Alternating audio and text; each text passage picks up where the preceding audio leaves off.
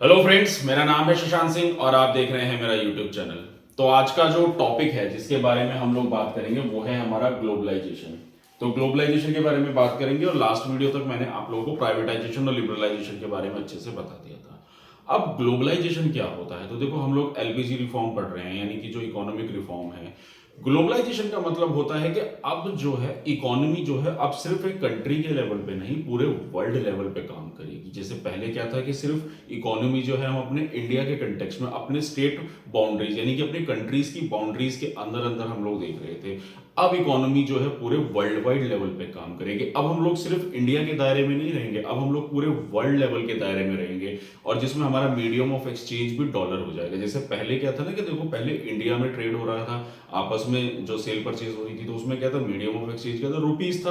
अब हम लोग क्या करेंगे, अब हम लोग पूरे वर्ल्ड की इकोनॉमी से डील करेंगे, यानी कि हर एक कंट्री के साथ हम लोग ट्रेड करेंगे। तो हमारी जो पूरी की पूरी पेमेंट्स होगी वो डॉलर में आएंगी। अब ठीक है ना। तो आप लोगों को पता होना चाहिए कि जो हमारे पूरे वर्ल्ड का मीडियम ऑफ एक्सचेंज है, जैसे इंडिया में करेंसी हमारी क्या चलती है, हमारा रुपीज चलता है, लेकिन डॉलर जो है वो अमेरिका की करेंसी है और वो करेंसी पूरे वर्ल्ड में ट्रेड करती है। किसी भी दो कंट्री के बीच में जो ट्रेड होता है तो डॉलर ही एक्सेप्टेबल होता है, ठीक है ना, इसलिए वो पावरफुल करेंसी भी है।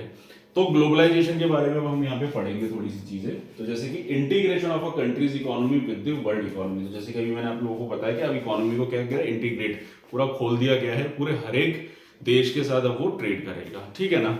उसके बाद network activities either social political economical. अब इसका मतलब ये है कि यहाँ पे सिर्फ इकोनॉमिकल कॉन्सेप्ट में नहीं, अब मान लो इंडिया में अगर कोई पॉलिटिकल इशू है तो उसकी मुद्दे जो हैं अमेरिका, लंदन, हर जगह बात किए जाएंगे। सोशल मुद्दे, इंटरनेशनल प्रेशर सब यहाँ पे क्रिएट होंगे। अब क्या होगा कि अगर इंडिया में कुछ चल रहा है तो उसके बारे में हर जगह बात की जाएगी। इंडिया में अगर कोई पॉलिटिक्स है या अमेरिका की कोई पॉलिटिक्स अब चल रही है तो उसके बारे में इशू इंडिया में उठाया जाएगा। तो अब क्या है कि ये एक तरह से एक सोसाइटल, जैसे एक होता है ना कि एक घर होता है, तो अगर मान लो एक देश है वो एक घर है, अब आप एक सोसाइटी में रह रहे हैं तो एक मोहल्ला है, समाज है, तो लोग आपस में एक दूसरे के कोऑर्डिनेशन, सामाजिक, सोशल, हर तरीके से एक दूसरे के साथ मिलजुल के रहते हैं। तो वैसा ही अब ये कॉन्सेप्ट आ जाता है ग्लोबलाइजेशन का, ठीक है ना। तो यहाँ पे चाहे फिर सोशली बात हो या फिर पॉलिटिकल लेवल पे बात हो या कोई इकोनॉमिकल लेवल पे बात हो, तो हर जगह एक दूसरे का कहीं ना कहीं इंटरफेरेंस आ जाएगा। तो इससे क्या होता है कि देश की अर्थव्यवस्था में एक बहुत बड़ा मेजर इंपैक्ट देखने को मिलता है। इससे क्या होता है, फिर स्टॉक एक्सचेंज हो गया, बाकी चीजें होगी, हर एक तरीके से इकोनॉमी में एक मेजर बहुत बड़ा बदलाव देखने को मिलता है और कहीं ना कहीं इकोनॉमिकल बेनिफिट तो होगा ही, ठीक है ना। अब बात करते हैं, देखो, सो इंटरकनेक्टेड एंड बॉर्डरलेस एंटिटी। तीसरा पॉइंट इसका ये आता है कि अब क्या है कि अब कोई बॉर्डर बैरियर्स नहीं है। अब ये नहीं है कि मेरे को ट्रेड करना है, एक इंडिविजुअल कॉन्टेक्स्ट में भी अगर मैं बात करूँ, कोई एक इंडिविजुअल इंसान है, उसको भी अब कोई ये नहीं है कि वो सिर्फ इंडिया के दायरे में ट्रेड करेगा, वो कहीं भी ट्रेड कर सकता है। अब आज के जमाने में देखो, अगर हम लोगों को कुछ भी सेल करना है किसी दूसरी कंट्री में, तो अमेजोन एक बहुत अच्छा प्लेटफॉर्म है जहां से आप किसी भी इंटरनेशनल लेवल पर अपने प्रोडक्ट को सेल कर सकते हो, है ना। तो ऐसा ही कॉन्सेप्ट आ गया था कि अब कोई किसी की बॉर्डर्स का कोई बैरियर्स नहीं है, ठीक है। अब हम इसके कुछ पॉइंट्स पढ़ेंगे। तो इसका जो पहला पॉइंट है जो ग्लोबलाइजेशन का, जो मतलब इसमें जो मेजर चीज देखने को मिली, वो आता है हमारा आउटसोर्सिंग। अब ये आउटसोर्सिंग क्या होता है, आउटसोर्सिंग का मतलब अब यहाँ पे ये होता है कि बेसिकली अब ये आउटसोर्सिंग जो था ना, वो सर्विस सेक्टर में सबसे ज्यादा देखने को मिला था। हम लोगों ने देश आज़ाद हुआ, देश से पहले, उसके बाद फिर देश आज़ाद हुआ, तो हम लोगों ने किन चीज़ों पे काम किया था, हम लोगों ने काम किया था एग्रीकल्चर सेक्टर पे और मैन्युफैक्चरिंग सेक्टर पे। अब कहीं ना कहीं सर्विस सेक्टर एक बहुत ज़्यादा उभर कर आया था और इवन आज के ज़माने में 2024 के ज़माने में डिजिटल इंडिया में सर्विस सेक्टर ही एक ऐसा सेक्टर है जो सबसे ज़्यादा बूम कर रहा है। अब आप देखो ना, यूट्यूब चैनल हो गया या कोई ऑनलाइन वर्क हो गया, सारी चीज़ें आज के डेट में इंटरनेट के जरिए चल रही हैं। तो वो सारी चीज़ें क्या है, सर्विस सेक्टर ही तो है। अगर मैं ही सर्विस प्रोवाइड करा रहा हूँ आप लोग को ऑनलाइन और इससे इनकम जनरेट हो रही है, तो सर्विस सेक्टर ही है आज की डेट में जिसमें कॉस्ट कम लगती है और आपका रिटर्न ज्यादा देखने को मिलता है। तो सर्विस सेक्टर ने बूम करा। तो आउटसोर्सिंग क्या होता है, आउटसोर्सिंग का मतलब होता है जब कोई भी कंट्री अपने काम के लिए सर्विस किसी दूसरी कंट्री से लेने लग जाए। जैसे मल्टीनेशनल कंपनीज की बात करूं या फिर हम लोग बीपीओ की बात करूं, जो कॉल सेंटर का कॉन्सेप्ट आया था ग्लोबलाइजेशन के बाद, तो उसमें क्या होता था कि जो सर्विस है, सर्विस जैसे क्या होता है, देखो मान लीजिए आपने एक अपनी कंपनी बनाई मोबाइल की। अब मोबाइल की सर्विस आपको देनी है, आपके मोबाइल में कोई खराबी आ जाती है, आपके मोबाइल में किसी भी तरीके की चीज़ है, तो उसके लिए आपको कस्टमर केयर चाहिए। तो उसके लिए आप क्या करोगे, आप लेबर हायर करोगे। तो ऐसा ही था, तो उस जमाने में इस तरह की लेबर को हायर किया जाता था इंडिया से। तो यहीं पे ऑफिस सेटअप कर दिए गए, एमएनसीज, बीपीओ, और वहां पे बिठा के हमारी एम्प्लॉय से फिर काम कराया जा रहा है। तो इंडिया का इसमें क्या फायदा कि इंडिया में एम्प्लॉयमेंट जनरेट हो रहा है क्योंकि पॉपुलेशन ज्यादा थी, ठीक है, और उन लोगों को सस्ती लेबर मिल जाती थी। तो इस तरीके से एक आउटसोर्सिंग प्रोसेस यहाँ पे स्टार्ट होता है ग्लोबलाइजेशन में, जिसका एक बहुत अच्छा मेजर इम्पैक्ट आज तक इंडिया को देखने को मिला। तो इसमें इंडिया का भी फायदा है कि इंडिया में एम्प्लॉयमेंट की सबसे ज्यादा प्रॉब्लम थी, तो एम्प्लॉयमेंट जनरेट हो जाता है, ठीक है, और उन लोगों को सस्ती लेबर मिल जाती है, फिर यहीं पे वो लोग अपने ऑफिस सेटअप करते हैं, ठीक। वही होता है outsourcing. So hire services from other countries, जो भी मैंने आप लोगों को बताया। उसके बाद intensified in service like IT industry, और इसमें एक बहुत अच्छी इंडस्ट्री उभर कर आई, वो थी हमारी आईटी इंडस्ट्री। अब आज आईटी की वजह से ही तो देखो आप टेक्नोलॉजी में कितना बड़ा बदलाव आ गया है। आज आईटी इंडस्ट्री है जितने ज्यादा बूम कर रही है, और इवन अब तो जैसे एआई का जमाना है, चैट जीपीटी का, आर्टिफिशियल इंटेलिजेंस, तो वो सारा हम लोग कहाँ से ले रहे हैं, अमेरिका में, ये जो बाकी इंटरनेशनल कंट्रीज है जहां से हम लोग टेक्नोलॉजिकल एडवांस को सीख के अपने देश में इंप्लीमेंट कर रहे हैं।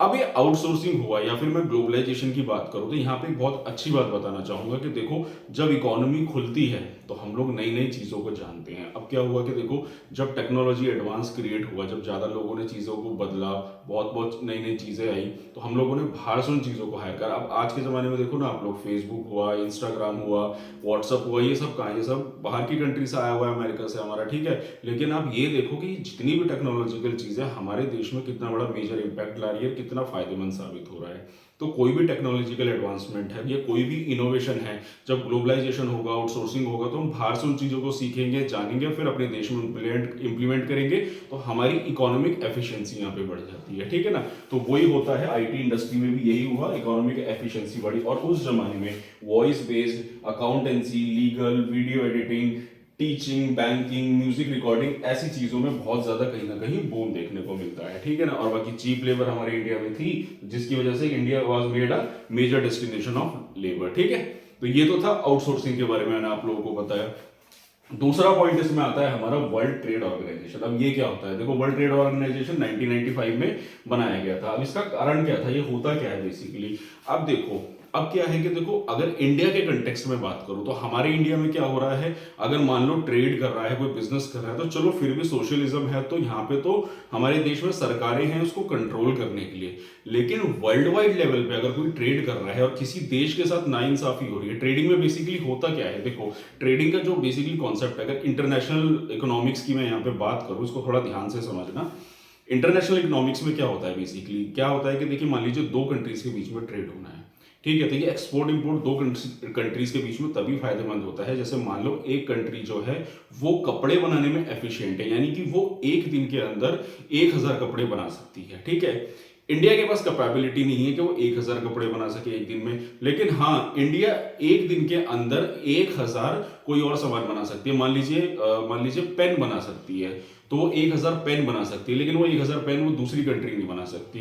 तो यहाँ पे ट्रेडिंग कैसे होती है, तो देखो, अब इंडिया एफिशिएंट नहीं है 1000 पेन बनाने के लिए, लेकिन दूसरी वाली कंट्री कपड़े बनाने में एफिशिएंट है। तो यहाँ पे क्या होगा, यहाँ पे ये होगा कि जो इंडिया है वो 1000 की जगह 2000 पेन बनाएगी, और 1000 पेन दूसरी कंट्री को एक्सपोर्ट करेगी, और जो दूसरी कंट्री है जो पेन बनाने में एफिशिएंट नहीं है, वो 1000 की जगह 2000 और ज्यादा कपड़े बनाएगी, और 1000 कपड़े इंडिया को एक्सपोर्ट कर देगी। तो ये जो ट्रेडिंग, ये जो सिस्टम होता है, इसी को मेंटेन करने के लिए इसमें क्या होता है, एफिशिएंसी फायदेमंद होती है। एक्सपोर्ट इंपोर्ट का जो मेन पर्पस होता है ना, वो यही होता है, ठीक है ना। इससे क्या होता है कि हम लोग, जब आप लोग इंटरनेशनल इकोनॉमिक्स पढ़ोगे ना, तो वहां पे ये चीजें कॉन्सेप्ट आती है, इसको हम लोग एडवांटेजेस बोलते हैं, ठीक है ना। तो अब होता क्या है कि इसमें यही होता है कि एडवांटेज वहां से ले लेंगे, क्योंकि एफिशिएंट उस कंट्री में ज्यादा, वो उसकी एफिशिएंसी प्रोडक्टिविटी ज्यादा है, तो हम वहां से उसको इंपोर्ट कर लेंगे और अपने देश में उसकी प्रोडक्टिविटी को बढ़ा देंगे, जिसमें हम लोग अच्छे एफिशिएंट है, उस कंट्री को हम वो एक्सपोर्ट करेंगे। तो ये ट्रेड बैलेंस बना रहता है, और इसी ट्रेड बैलेंस को मेंटेन रखने के लिए, ताकि किसी भी कंट्री के साथ किसी भी तरीके की नाइंसाफी ना हो,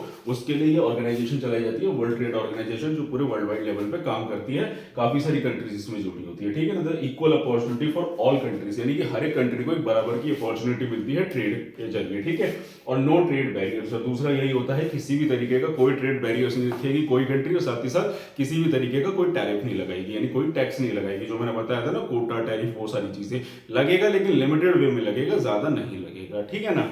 तो ये तो था ग्लोबलाइजेशन के बारे में, यानी कि वर्ल्ड ट्रेड ऑर्गेनाइजेशन क्या होता है, और आउटसोर्सिंग के बारे में मैंने आपको इसमें बता दिया, ठीक है। ये टॉपिक तो हो गया खत्म, लेकिन अब यहाँ पे लास्ट में एक चीज बचती है, वो है इसका क्रिटिसिज्म। कहते हैं, काफी सारे स्कॉलर्स का ये कहना है, उनका ये कहना है कि भाई देखो ऐसा था कि भाई ट्रेडिंग तो हो रही है, एक्सपोर्ट इंपोर्ट तो हो रहा है कंट्रीज में, लेकिन कहीं ना कहीं जो डेवलप्ड कंट्रीज है वो इसका ज्यादा फायदा उठा रही है as comparative to developing country. अब डेवलप कंट्रीज कौन सी होती है, जैसे अमेरिका है, जापान है, ये वो कंट्रीज है जो बहुत ज्यादा डेवलप हो चुकी हैं, ठीक है, इंडस्ट्रियलाइजेशन वगैरह सारी चीजें हो चुकी हैं और एक बहुत अच्छे ग्रोथ लेवल पे पहुंच चुकी है, ठीक है। इंडिया भी डेवलपिंग कंट्री में आता है, ठीक। तो उनका कहना था कि जैसे एग्रीकल्चर की बात करें तो अब क्या है कि भाई एग्रीकल्चर जो ये डेवलप कंट्रीज है इनके पास पैसा है तो ये लोग क्या कर रहे हैं अपने एग्रीकल्चर सेक्टर में बहुत ज्यादा सपोर्ट कर रहे हैं फार्मर्स को। उनकी जो मार्केट प्राइस है वो सब्सिडाइज रेट पे उनको सेल आउट कर रहे हैं, मतलब फार्मर से सब्सिडाइज रेट पे खरीद रहे हैं, उसे सस्ता खरीद रहे हैं और मार्केट में अपनी तरफ से जेब से पैसा लगा के मार्केट में लोगों को सस्ते में बेच रहे हैं सब्जियां। तो वो क्या कर रहे हैं कि अपने देश की इकोनॉमी को इस तरीके से चला रहे हैं कि लोगों को खाने की चीजें एटलीस्ट सस्ती मिल सके ताकि कंट्री की ग्रोथ अच्छी हो सके। अब ऐसे केस में क्या होगा कि जो बाकी कंट्रीज है, डेवलपिंग कंट्रीज है, अपने देश से जो एग्रीकल्चर प्रोडक्ट्स को वो एक्सपोर्ट करेंगी तो वो महंगे बिकेंगे, तो उससे क्या होगा कि उनके प्रोडक्ट्स का फिर वहां पे मार्केटिंग नहीं होगी। तो यहाँ पे कहीं ना कहीं कहते हैं कि डेवलप कंट्रीज ने इस तरीके से अपने फायदे के लिए ही सिर्फ ट्रेड में काम किया है, अपनी तरह से देखा, लेकिन डेवलपिंग कंट्रीज के कंटेक्स्ट में नहीं देखा, ऐसा कुछ रिसर्च स्कॉलर्स का कहना था, ठीक है ना। मार्केट प्राइस जो होता है उसके अकॉर्डिंगली एग्रीकल्चर प्राइस उनका सस्ता कर दिया गया, ठीक है। यही था इसमें जो बताया था और इसके रिगार्डिंग काफी सारी कंप्लेंट्स भी हुई थी, तो ठीक है। तो ये था टॉपिक और बुक में इन्फॉर्मेशन दी हुई थी इसके बारे में कि ग्लोबलाइजेशन आया, लेकिन ओवरऑल कहूं तो लिबरलाइजेशन, प्राइवेटाइजेशन, ग्लोबलाइजेशन का एक बहुत बड़ा मेजर इम्पैक्ट पड़ा और हमारे देश की इकोनॉमी को एक बहुत अच्छा बूस्ट देखने को मिला आफ्टर 1991 के रिफॉर्म के बाद। तो दोस्तों ये था टॉपिक। अब अगली वीडियो में क्लास टॉपिक बचता है कि इस पूरे का हम लोग एक कंक्लूजन देखेंगे कि क्या हुआ कि 1991 के रिफॉर्म के बाद हमारे देश को क्या बेनिफिट्स देखने को मिले, ठीक है। तो वो हम पढ़ेंगे अपनी अगली वीडियो में। और यही था मेरा आज का टॉपिक। तो अगर आप लोगों को मेरा काम पसंद आ रहा है, अगर आप लोगों को मेरी वीडियो अच्छी लग रही है तो मेरे चैनल को सब्सक्राइब कीजिए, मेरी वीडियो को लाइक कीजिए, मैक्सिमम इस वीडियो को शेयर कीजिए और कोई डाउट है तो कमेंट सेक्शन में पूछ सकते हैं। तो आज के लिए इतना ही, मिलते हैं नेक्स्ट वीडियो में। Thank you very much.